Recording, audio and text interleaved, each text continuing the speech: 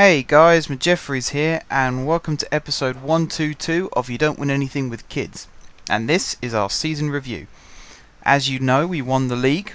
Setting a new points record and a new number of matches unbeaten. Trying to think of a better way of saying that. We set the record for most games unbeaten. Over 30 games we went without losing, which is a fantastic record. What we're going to look at now is how we did it. So you see here, this is the report summary page. Most used formation, the 4-2-3-1, 114 goals in 4,454 minutes. Most successful formation, 4-2-3-1, 114 goals in 4,454 minutes. We were most vulnerable to facing 4-4-2s. We let in 15 goals in 1,181 minutes. And considering we let in 40-something goals throughout the entire season, the fact that 15 came from that formation, it was about a quarter of all of our goals came from that formation, which really we should have done better against. Time most goals scored between the 1st and 15th minute, 22% of our goals went in. Most common assist type was passing, 59% of our goals came from passes. Most common assist area was the left wing, 38% of all of our goals came from the left hand side. So the left hand side passing between the 1st and 15th minute is where we were most effective. Goals conceded, most goals conceded, 31st to 45th minute, 22% of our goals were conceded. 53 goals we let in, there you go, it says there. Most common assist type was also from passes, 68% of the goals we let in were passes. Most common assist area was from deep, 33%, and this is like balls over the top of our defence and also balls around the back of our defence. We were very, very vulnerable to that, so we will have to look at that. Best attribute is strength. We were ranked highest in the league for strength. Worst attribute was work rate, ranked 15th. That's not so good. And our average age was 19, which is very, very good. Form players. We had 3 players who averaged 7.16. Our highest rated player was Franco Villa with 7.31. Our top goal scorer was Adam Campbell with 17 goals, and considering he only joined us in January, that's not a bad return. Most assists was Johnston. Despite the fact that he didn't play many matches this season, he managed to get 16 assists, which is a very, very good record for him. Pitch details, do we need to worry about that? Not really. Attendance. Our highest attendance was 7,438. Our average attendance was 5,804. Off camera, the board have announced that they're going to expand the stadium by a further 3,000 seats, which means that the final terrace behind the home goal, I think, is going to have seats put into it. It's going to take 10 months to complete, and we're going to have to share with Chelsea at Stamford Bridge again, which I'm not too happy about, but a League One team is slightly more realistic, I suppose. So that's what's going to happen. Do I need to look at philosophies? Not really. Sanho profile players, we know that one. Squad depth. Again, there they are. Don't need to know about that too much. Tactics. Yeah, we know that one. Tactics used. We've only used 4-2-2-2 3 times. Sorry, that's not right at all. We used it once. We scored 3 and conceded 3 with that formation. I think that was in a friendly, wasn't it? Mid-season friendly. We started the 4-2-3-1 49 times. And the other 2 formations, we never started with them, but we have used them. 45 minutes for a 4-4-2 and 35 minutes for a 5-3-2. Goals. Well, here we go. I'll let you guys take a look at this for a second, then I'll run through it with you.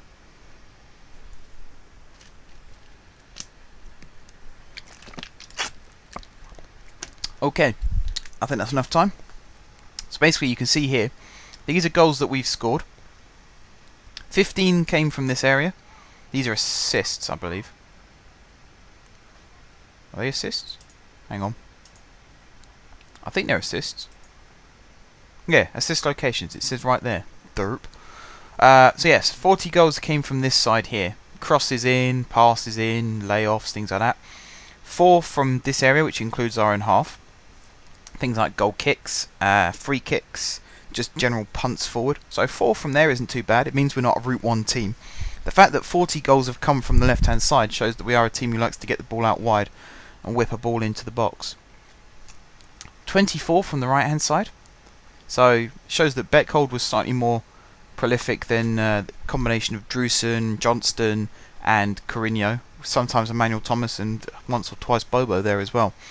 18 from sitting deep, which is a pretty good record, and 15 from inside the box, which just means like almost the Barcelona style, get the ball into these sort of channel areas and then pull it back, bang, goal.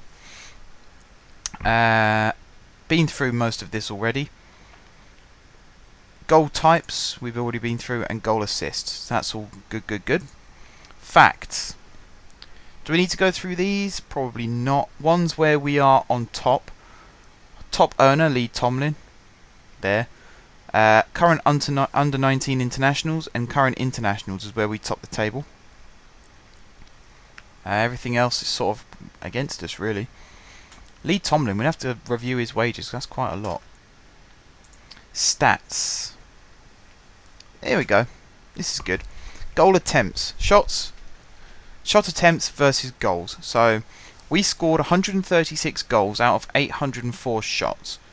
So roughly a seventh of our shots, which isn't too bad.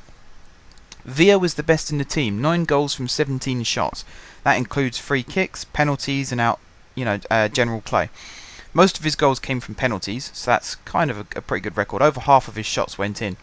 Stevens was the worst. No goals from 19 shots. Considering he's a centre-back, he only really gets forward for corners. Not all the corners were aimed to him. We noticed quite early on in the season the trend was to aim the ball more towards Forster-Caskey, so that's not too much of a problem.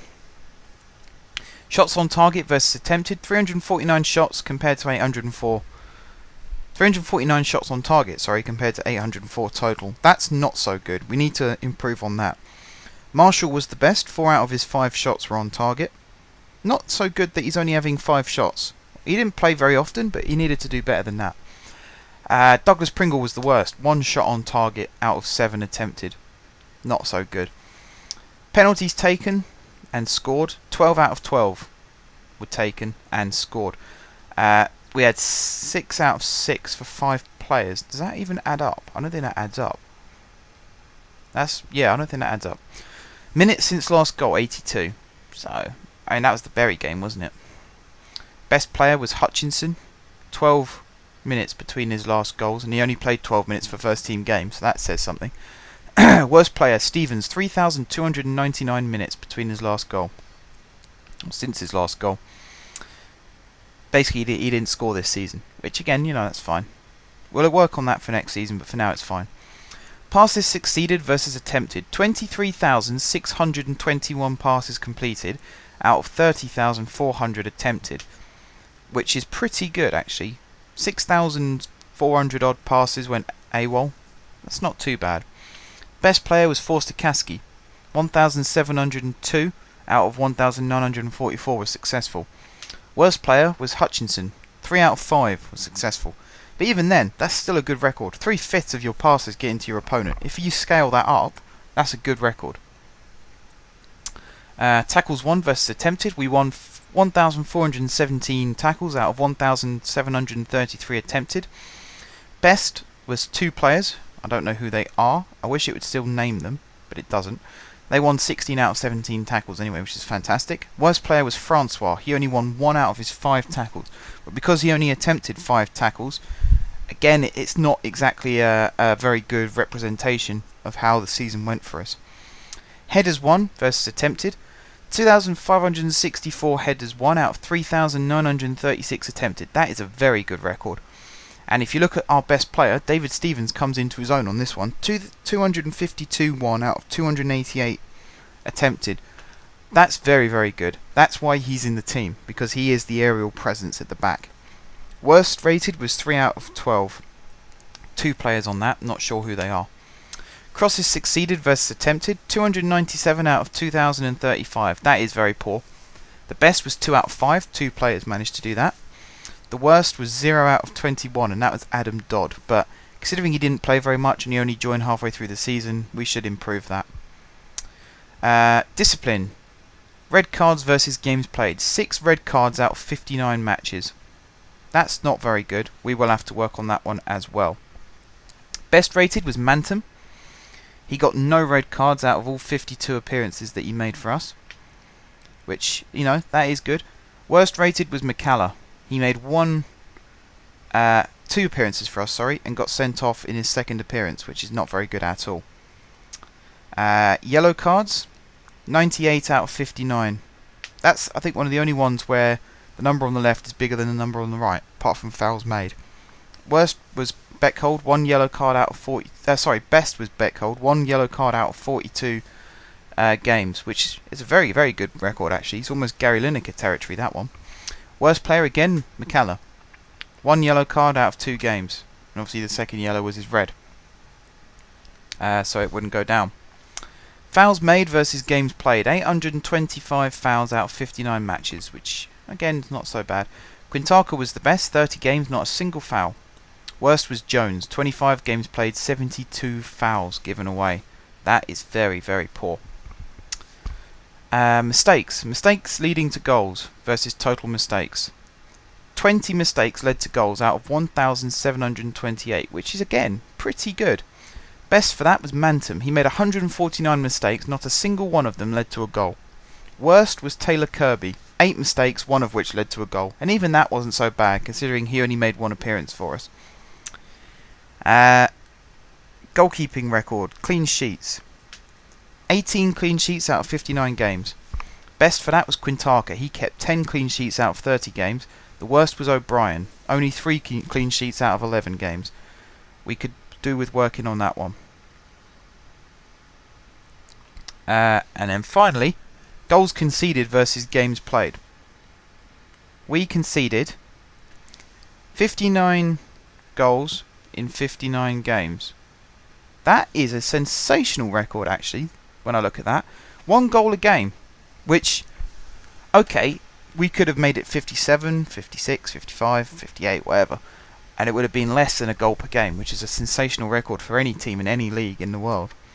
But the fact it was 59 out of 59 is pretty good.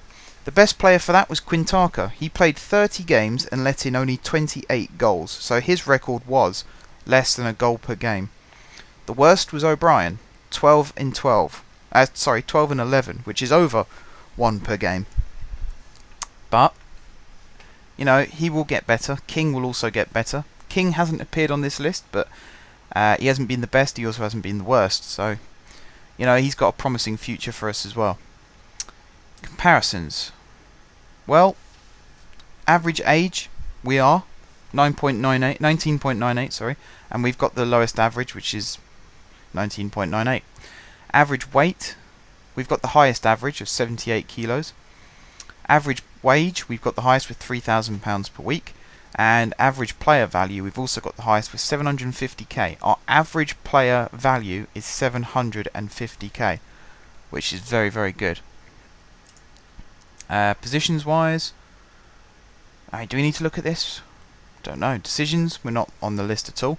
First touch, we got the best team, 10.35 rating. Passing, we've got the highest, 10.24 rating. Strength, we've also got the highest, 12.04 rating. Leadership, we've got the highest, 11.28 rating. And aggression, we've got the highest, 14.11 rating. Goalkeepers, we're the best for handling, 13. Defence, we're the best for heading, 10.93. Midfield, we're the best for long shots with 10.76. Stamina with 12.67. And tackling with 10.05. And attack-wise, we're best for long shots with 11.18, and acceleration with 13.0. So yeah, I think that pretty much brings this to an end. This episode, guys. I've rambled on for 14 minutes. One more thing I'll show you is I've done a bit of a cutting down on the number of coaches. I think I've halved our number of coaches. I've halved our number of scouts.